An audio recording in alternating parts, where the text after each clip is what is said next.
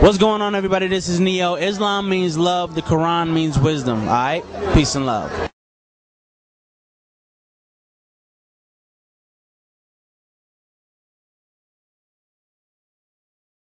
You're so blessed in your life. What do you do spiritually to stay grounded? I represent my family. I try to really just, understand every aspect about the Most High. For me, the Most High is Allah.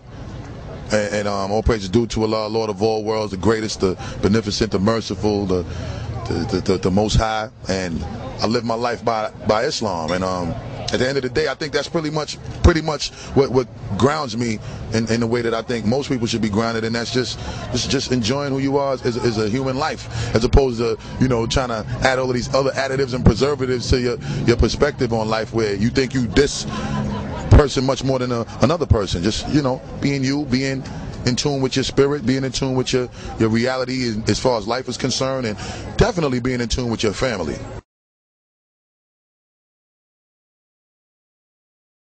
I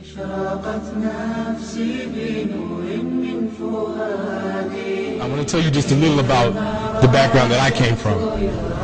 I'm not a doctor, I'm not an author, I'm not a lawyer, I'm a slave. And that's why I took the name Abdullah, the slave to Allah.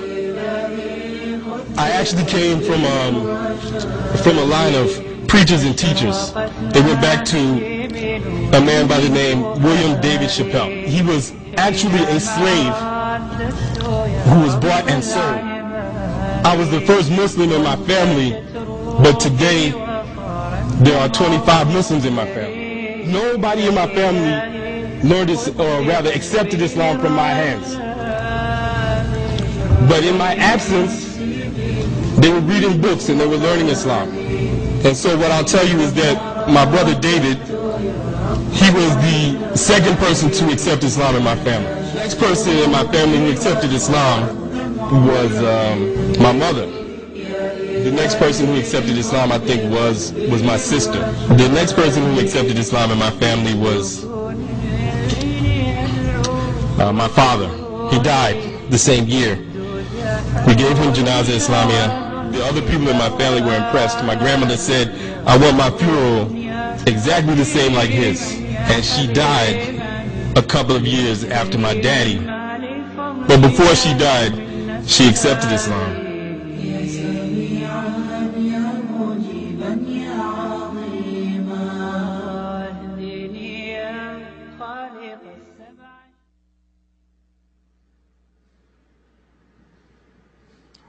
Heroes come in all shapes, sizes, colors, and religions. This man might be the most famous person in the world. He's one of the greatest heroes of our time, and he is a Muslim. It was hate, not religion, that motivated the horrible acts of September 11th. And in the wake of these events, nothing could be more un-American than to respond to mindless hatred with blind vengeance. My friend and I want you to remember that, and that we are strongest when we stand together. Champ? I'm here because of the terrible thing that happened the other day.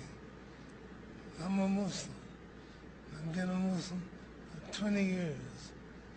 And I'm against killing, violence, and all Muslims are against it.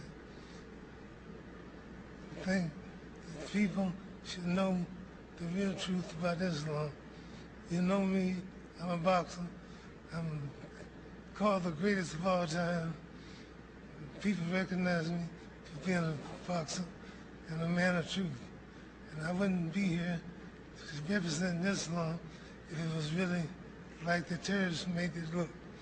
I think that all the people should know the truth and come to recognize the truth, because Islam is peace against killing, murder, and the terrorists and the people doing that in the name of Islam are wrong. And if I had a chance, I'd do something about it.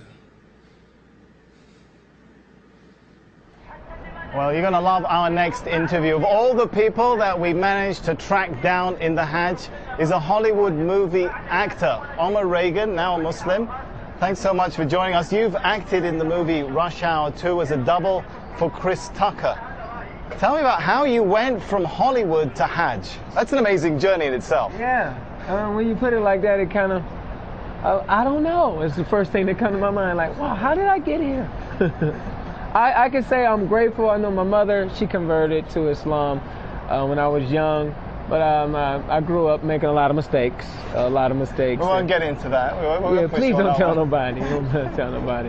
But then I started working, and I was always raised to be a good person. And then I joined up with this group called the Canadian Dawah Association, which I ended up being the program developer for it. And we started doing little functions like Stop the Violence and things in Canada and things in the U.S. And then they said, hey, we're sending you to Hajj. And I was like, what?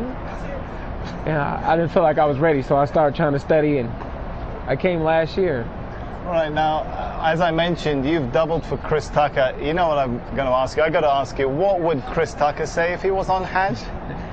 He'd probably say something like, hey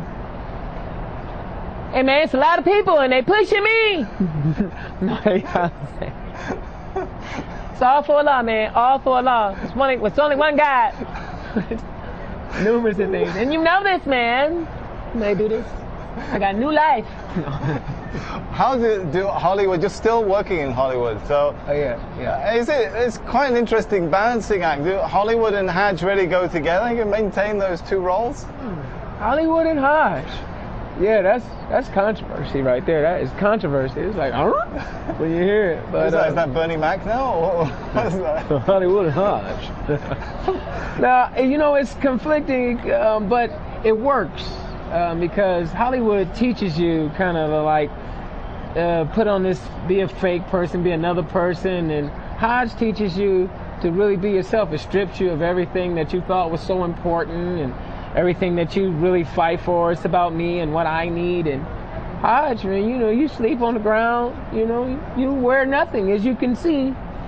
No, we don't want to really show you wearing nothing. He is dressed, by the way. That is true. That is true. But you stripped of all those worldly possessions, you know, and you kind of, everybody's on the same level, no matter how much money you have. We're the same. So I can take that back to the U.S. with me, you know. Be a nice person, be a good person. What Islam really teaches is have good character, good manners.